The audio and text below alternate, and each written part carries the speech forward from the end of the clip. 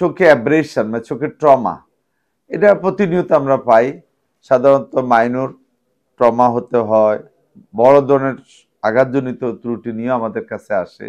সেই ক্ষেত্রে অনেকে দেখা যায় মনিতে, চোখের মনিতে অ্যাব্রেশন হয়।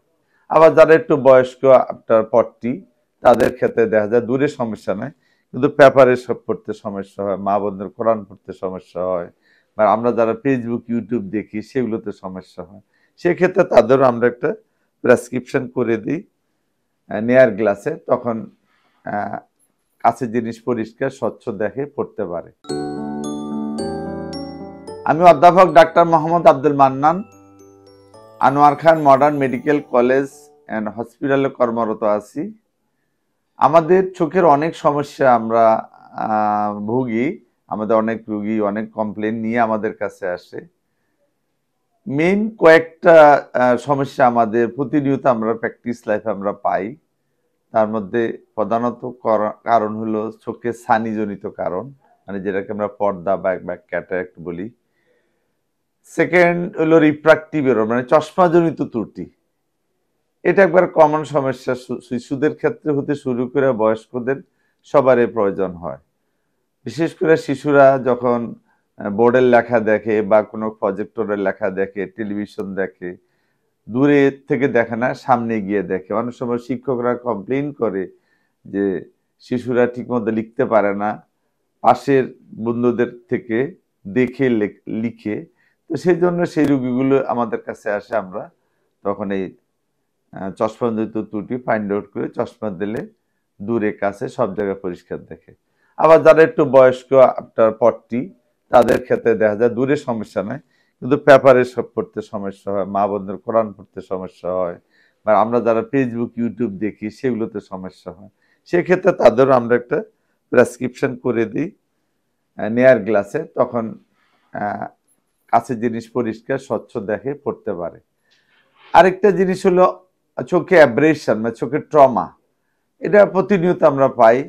সাধারণত মাইনর ট্রমা হতে হয়, বড় ধরনের আঘাতজনিত ত্রুটি নিয়ে আমাদের কাছে আসে। সেই ক্ষেত্রে অনেকে দেখা যায় মনিতে, চোখের মনিতে অ্যাব্রেশন হয়। এই অ্যাব্রেশনের জন্য রোগীরা তখন তাকাইতে পারে না, এটা দ্রুত চিকিৎসা করতে হয়। আরেকটু হলো চোখে রক্ত জমে যায়, চোখের সাদা অংশে রক্ত জমে, চোখের পাতায় রক্ত জমে, এগুলো আমাদের দৈনন্দিন দিকে আমরা পাচ্ছি। আরেকটু হলো আমাদের চোখের প্রেশার জনিত কারণ, যেটাকে আমরা গ্লকমা বলি। আমাদের ব্লাড প্রেশার যেমন বেশি থাকে, চোখের এরকম প্রেশার থাকে 20 থেকে 21 পর্যন্ত মিলিমিটার অফ মার্কারে। যদি এর থেকে বেশি হয়ে যায় তখন সেটাকে আমরা গ্লকমা বলি। এই গ্লকমা আমাদের চোখের আস্তে আস্তে প্রেশার জনিত কারণে চোখের নার্ভগুলো ড্যামেজ হয়, ক্ষতিগ্রস্ত হয়, তখন আমাদের রুগীরা দেখতে পারে না বা দেখার দৃষ্টিটা অস্বচ্ছ হয়ে যায়। আসলে যারা ডায়াবেটিস রুগী, হাইপারটেনশন রুগী, তাদের ক্ষেত্রে আমাদের চোখের পিছনে আয়না থাকে, এটাকে রেটিনা বলি, বা চোখের মিরর বলি, চোখের আয়না বলি। সে আয়নাতে বা চোখের রেটিনাতে রক্তক্ষরণ হয়, পানি জমে যায়, রক্ত জমে যায়, রক্তনালী বন্ধ হয়ে যায়।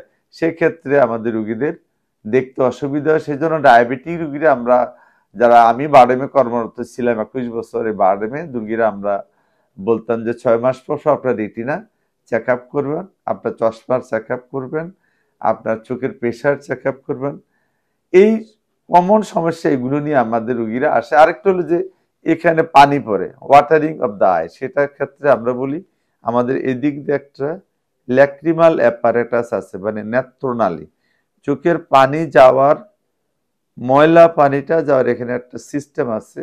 সেই সিস্টেম দিয়ে আমাদের পানি চলে যায় বলে আমরা সাধারণ মানুষ বা যারা, আমরা কোনো কমপ্লেইন থাকে না, কিন্তু যাদের এই সিস্টেমে কোনো জটিলতা থাকে, ব্লক থাকে বা পার্শিয়ালি ব্লক থাকে, সেক্ষেত্রে চোখের ময়লা পানিটা যেতে পারে না বলে 2 চোখ বা 1 চোখ দিয়ে কন্টিনিউয়াস পানি পড়তে থাকে দিনের পর দিন।